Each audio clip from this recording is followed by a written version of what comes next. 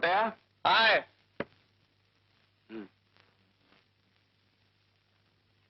వెళ్ళొస్తానండి. కొంచెం ఉండండి, మీతో మేరీ ఏదో మాట్లాడాలట. మేరీ,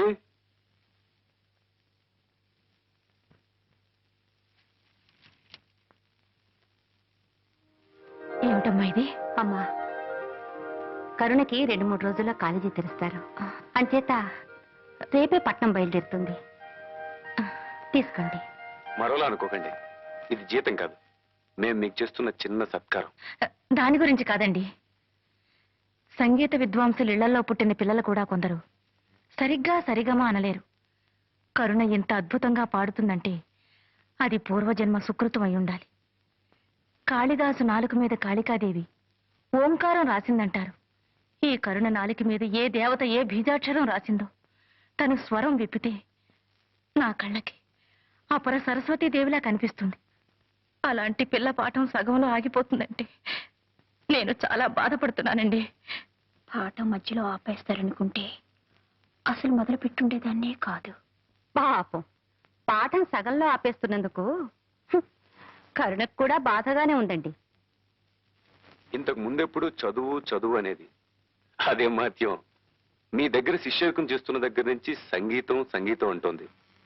మీ పాటలో అంత మహత్యం ఏముందో మరి? పాటలో ఏముందో పాడే వాళ్ళకే తెలుస్తుంది. ఏమ్మా, మీ పంతులమ్మ గారిని హార్మోని పెట్టి వదలలేకపోతున్నావా?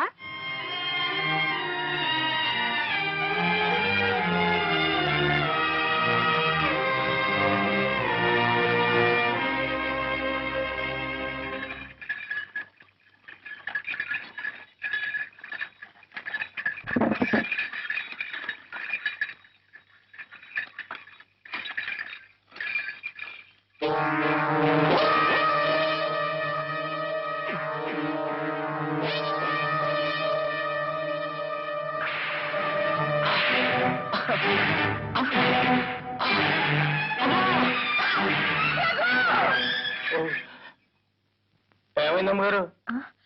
ఏం లేదు కోటయ్య, నువ్వు పోనీ.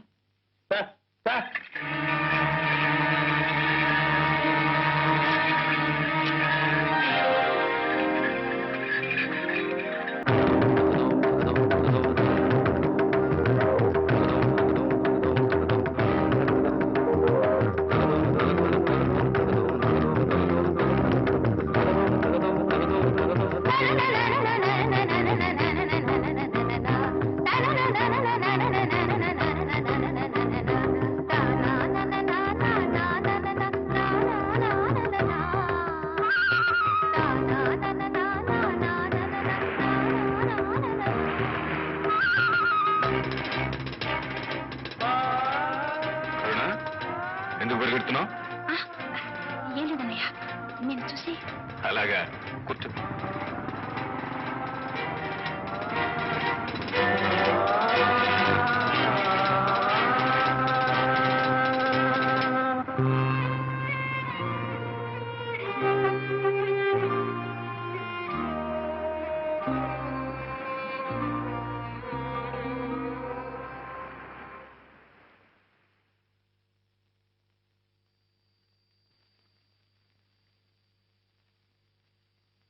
రఘు, మనసు బాగోలేక వంట చేయలేదు. ఈ పళ్ళు తిని పడుకో.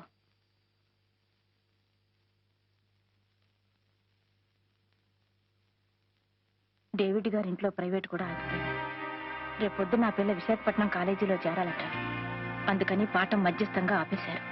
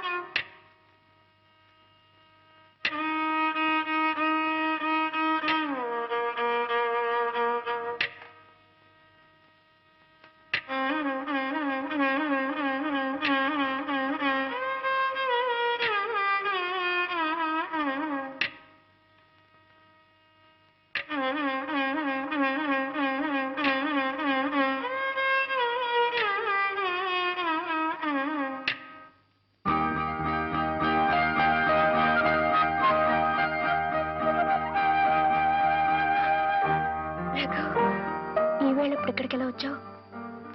మా అన్నయ్య చూస్తే ఎంత ప్రమాదమో తెలుసా? ఉన్న టైం చాలా తక్కువ. ఆ కాస్త అన్నయ్య గురించి అమ్మమ్మ గురించి మాట్లాడి వేస్ట్ చేయను. రఘు, రేపు నన్ను కాలేజీకి పంపించేస్తున్నారు తెలుసా? ఏంటి మాట్లాడావు? నిన్నే. నేను ఊరు వెళ్లకుండా ఉండే ఉపాయం ఆలోచించావా? ఉపాయం ఆలోచించాను. ఉల్లిపాయ తెచ్చాను. ఉల్లిపాయ?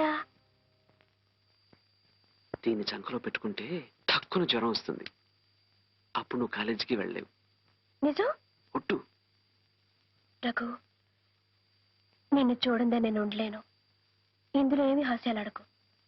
నిజంగా నీకు జ్వరం వచ్చేస్తుందా? జ్వరం వస్తుందని చెప్పాగా. చేతులెత్తు త్వరగా.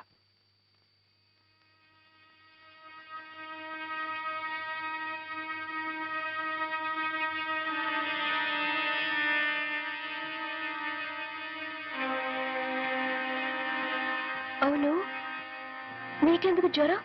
నీకొస్తే ఒకటి, నాకొస్తే ఒకటినా?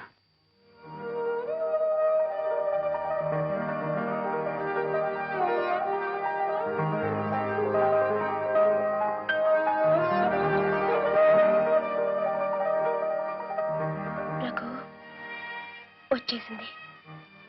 జ్వరం వచ్చేసింది. Very good. ఇక నువ్వు ఊరెళ్ళే సమస్య లేదు. ఒకవేళ వెళ్ళినా నిన్ను చూడకుండా అక్కడ ఎలా ఉండగలను? ఒకవేళ వెళ్ళినా నిన్ను చూడకుండా ఇక్కడ నేను ఎలా ఉండగలను? అప్పుడు హాస్టల్కి వచ్చి నిన్ను ఎత్తుకొచ్చేస్తాను. రఘు, అవును కన్నా, మన ఇద్దరం భార్యాభర్తల్లా ఈ ఊళ్ళో అడుగు పెడదాం. రఘు, నువ్వు చెప్పేది నిజమేనా? నిజం కరుణ.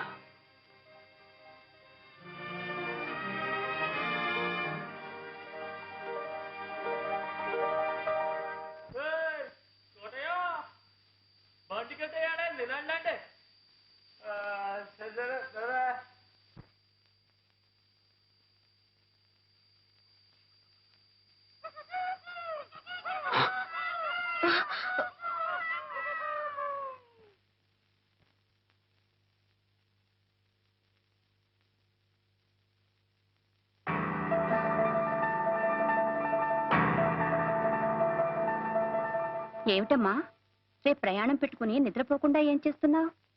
గాలి కోసమని. గాలి కోసమని రోగం కొని తెచ్చుకోకు. అవును, ఎప్పుడు నేను ఏమిటి మేడమ తిరుగుతున్నావు? అదే, ఒకటే ఉక్కపోతగా గుబులుగా ఉంటేను. గుబులు ఇంట్లోనా ఒంట్లోనా? నీ మొహం చూస్తుంటే ఒంట్లోనేలా ఉంది. వదిలిపెట్టి వెళ్ళాలంటే బెంగగా ఉందా? అవునదనా, అన్నేని నిన్ను వదిలి వెళ్ళాలంటే. మీరు లేని బెంగ ఈ ఏడాదే పుట్టుకొచ్చిందేమో. ఏం చేస్తాం, వెళ్ళడం ఉండడం మన చేతుల్లో ఉందా? ఎలా రాసి పెట్టుంటే అలా తప్పదు. నువ్వెక్కడున్నా నీ మంచేట్లు మేము చూసుకుంటాంలే. వదినా, నేనిప్పుడు చదువుకుని ఏం చేయాలి? ఎవరినొకడిని కట్టుకుని వండి పెట్టవేగా. అనవసరంగా కాలేజీకి డబ్బులెందుకు తలేయడం అంటావా? నిజమేనమ్మా, నేను ఇంటికోళ్ళు అవడానికి ఏ కాలేజీలో చదివాను? దెబ్బ తగలగాని అమ్మాని కేకేశావే.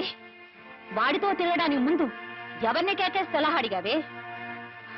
చెవులారా వినలేని ఘోరాన్ని కళ్ళారా చూసేలా చేశావు కదే. ఎంత ధైర్యం నీకు! ఆయన కంటపడితే నీతో పాటు నన్ను చంపి పోగలేస్తాను. బ్రతుకే ముఖ్యం అనుకుంటే అతన్ని కలుసుకోకుండా ఉండొచ్చు. కానీ నాకు రఘు ప్రాణం. అతన్నే పెళ్లి చేసుకుంటాను. తెలివిగా మాట్లాడుతున్నాను అనుకుంటున్నావా? లంగా ఓణి వేసుకున్నా నువ్వింకా పసిపిల్లవి. దేవుడి ముఖం చూసి చెప్తున్నాను, నా మాట నమ్ము. మీ అన్నయ్య నిప్పు. ఆయన మాట నీ మాట పోటీ పడితే మాడి మసైపోయేది నువ్వే. చూడు, నీ మంచిగా చెప్తున్నాను, వెళ్ళి పడుకో. రేపు నువ్వు కాలేజీకి వెళుతున్నావు.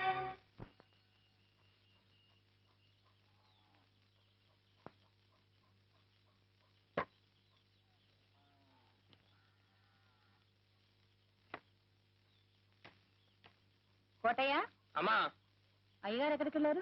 పడవలు ఊరికి వెళ్ళారమ్మా, ఇప్పుడే వచ్చేస్తారు.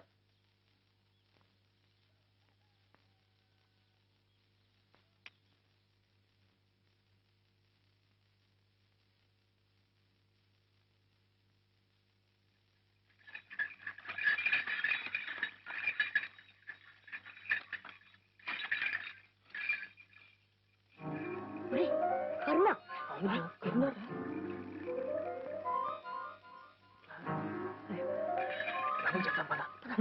వాడు అక్కడ ఉంటాడు.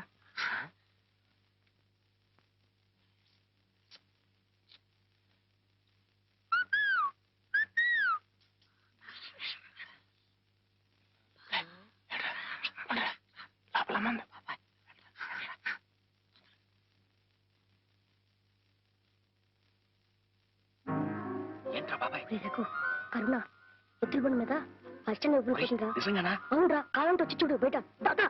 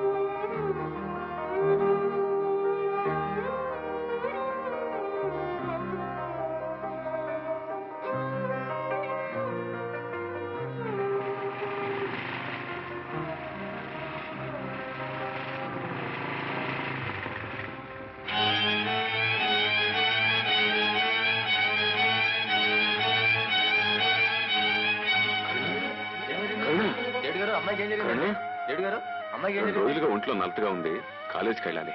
ఒంట్లో బానప్పుడు చదువులు ఎందుకండి, ఇంటికి తీసుకెళ్లి వైద్యం కరుణ,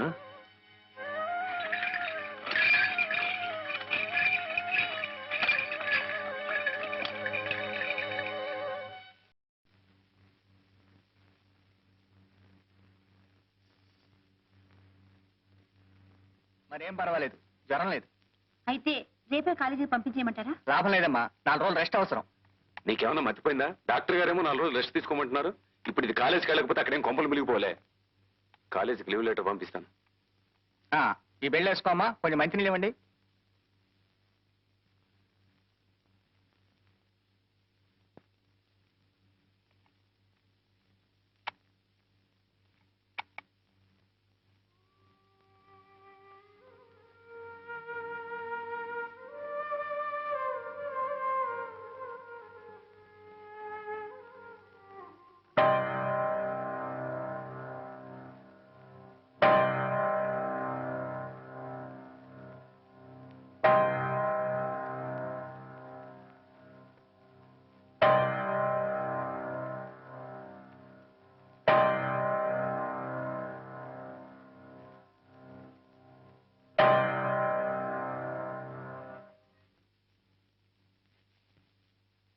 డాక్టర్ గారు, మందులు వేస్తూనే ఉన్నా ఇంకా జ్వరం తగ్గలేదేంటి?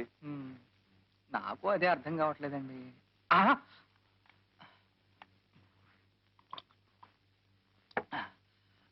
అమ్మాయి, ఈ మాత్రలు వేసుకోమా, ఈ మంచినీళ్ళు తాగు. Wait wait wait wait.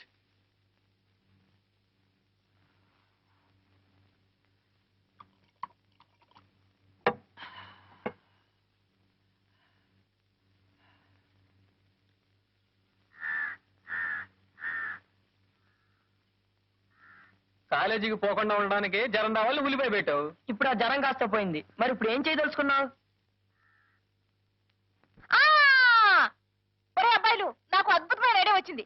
Mela తాళాలతో ఓ వాళ్ళ ఇంటికి వెళ్ళి వాళ్ళ చెల్లెలు మన అడిగితే ఎలా ఉంటుందో అబ్బాయిలు.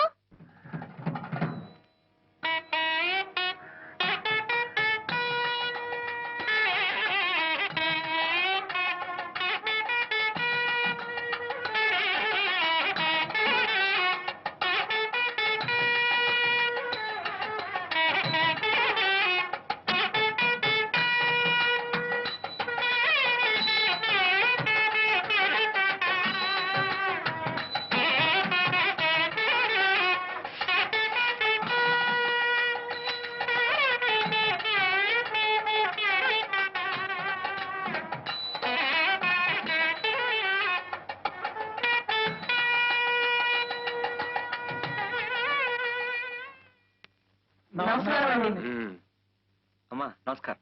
నమస్కారం.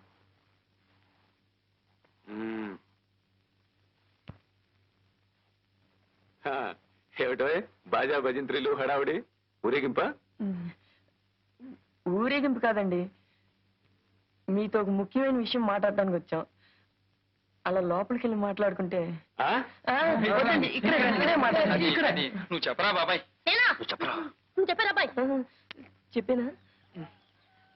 అదండి, అది ఎవరు అది అలవాటైన పని అయితే ఫటాఫట్ ధనాధన్ తేలిపోయేది, కానీ ఇది మాకు అలవాటు లేని పని కదరా. అసలు ఈ విషయం పెద్దోళ్ళ ద్వారా మాట్లాడిద్దాం అనుకున్నామండి. పెద్దోళ్ళు మరి చిన్నది కదండి, అయినా మన అవసరం తొందర వాళ్ళకేముంటుందండి. తొందర ఏమిటిది? తొందరపడకండి మావయ్య గారు. మనం పెద్ద మనుషులు, సమస్యల్ని శాంతంగా పరిష్కరించుకోవాలి. మనం కూడా చిన్నపిల్లలాగా తొందరపడడం మంచిది కాదు. నువ్వు చెప్పారా బాబాయ్? నేనా? చూడండి, అబ్బాయికి అమ్మాయి నచ్చింది, అమ్మాయికి అబ్బాయి నచ్చాడు. ఇక అబ్బాయి గురించి అంటారా? మావాడని చెప్పుకోవడం కాదు కానీ ఈ చుట్టుప్రక్కల 6 జిల్లాలకి ఛాలెంజ్ మంచివాడు మావాడు. ఎస్ సార్, నోట్లో ఊరిపెట్టే డోక్కుంటారు తప్ప కొరకడు.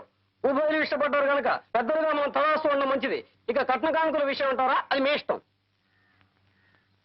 డేవిడ్ గారు, మా రఘుకి మీ చెల్లె కరుణానిచ్చి పెళ్లి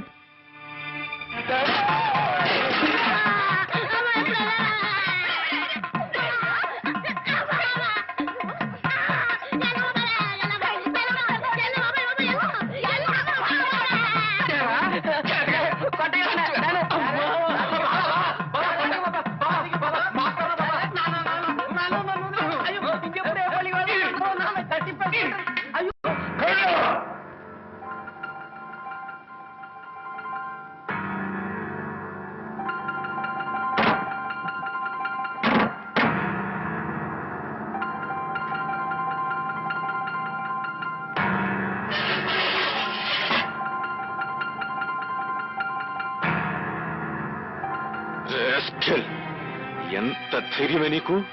ఆ కుర్ర కుంకల్ని మంటికి రప్పిస్తావా? నిన్నేం చేసినా పాపలేదే.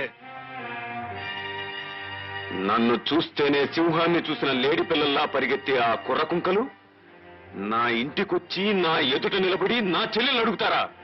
ఇదంతా నువ్వు తెలుసుకోదు. పాపిష్టిదానా, 10 మందిలో నా పొరుగు ప్రతిష్టల్ని బజారుకి ఎక్కిస్తావా? నీకు నడక నేర్పానే, నువ్వు మోజుపడ్డావని ఆటాపాటా నేర్పించాను. నిన్ను అల్లారు ముద్దుగా పెంచి పెద్ద చేశానే, దానికి ప్రతిఫలంగా నువ్వు చేసిన ఘనకార్యమిదా? ఆ అలగా జనం ముందు నన్ను తలెత్తుకోకుండా చేస్తావా?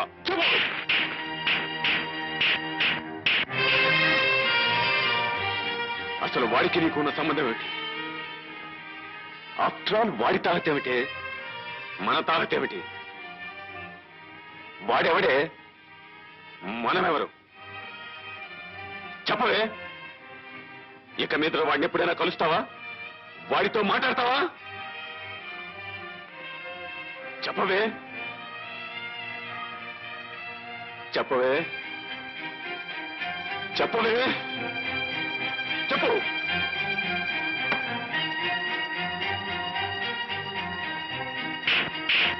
చెప్పవే. నేనెంత గిచ్చుకున్నా బెల్లం కుట్టిన రాయిలా నోరు మీద సమాధానం చెప్పు. ఆగండి. అసలు తప్పంతా మీది. ఆదిలోనే అమ్మాయిని అదుపులో పెట్టుంటే ఈవేళ ఈ ఇంట్లో ఇన్ని కన్నీళ్లు ఖర్చు ఉండేవే కావు. జమా ఖర్చుల గురించి మాట్లాడడానికి ఇదే సమయం. ఈ రోజు నుంచి కరుణ గడప దాటి కాలు బయట పెట్టిందో నీ కాళ్ళు నరికేస్తాను.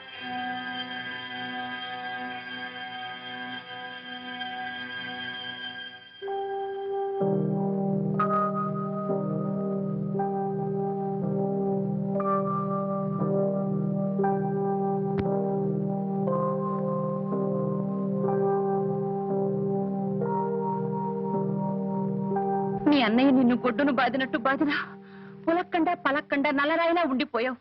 అసలు ఏమిటి ఉద్దేశం?